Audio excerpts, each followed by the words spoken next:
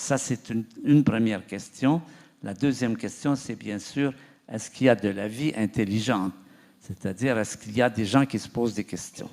Alors, sur ce plan, nous avons une vie plus développée comme celle-ci. Nous ne savons pas. Comment est-ce qu'on peut essayer de répondre à cette question? Eh bien, la réponse à laquelle on essaie de travailler depuis longtemps, c'est ça. C'est se dire s'il y a de la vie ailleurs, vraisemblablement, mais pas certainement, tout ça c'est plein de guillemets, des gens ont développé des technologies ou sont sur le point de développer des technologies qui vont leur permettre de communiquer, qui vont leur permettre d'avoir, par exemple, des émissions radio, qui auront leur France Inter et leur France Musique. Et les propriétés des ondes de radio, c'est qu'elles ne sont pas confinées à la planète où vous êtes.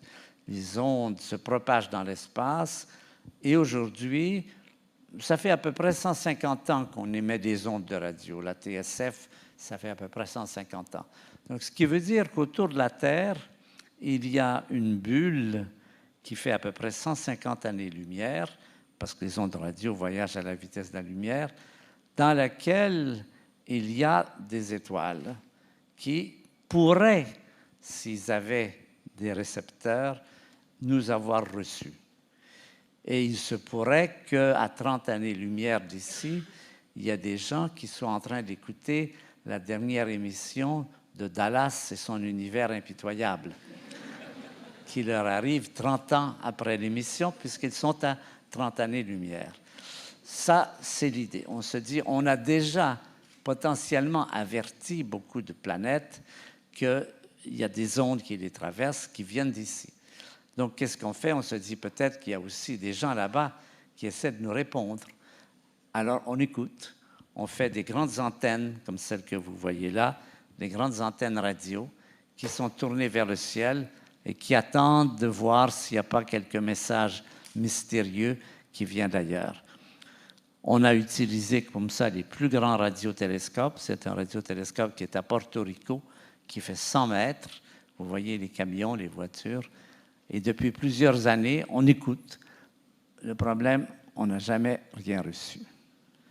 On a essayé avec beaucoup de façons.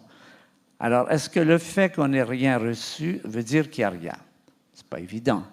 On dit souvent « absence de preuve n'est pas preuve d'absence ». C'est peut-être simplement qu'elles sont plus loin. C'est peut-être aussi qu'elles communiquent avec d'autres façons. Si elles sont plus avancées que nous, elles ont peut-être développé des modes d'identification beaucoup plus différentes que celles que nous utilisons.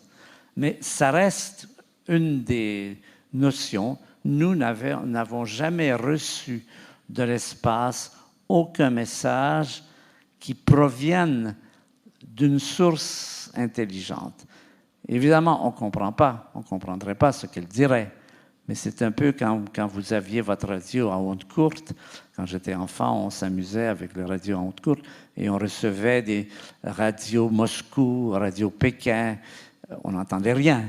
Mais on disait, ce n'est pas du bruit, ce n'est pas simplement de la friture, c'est quelqu'un qui parle.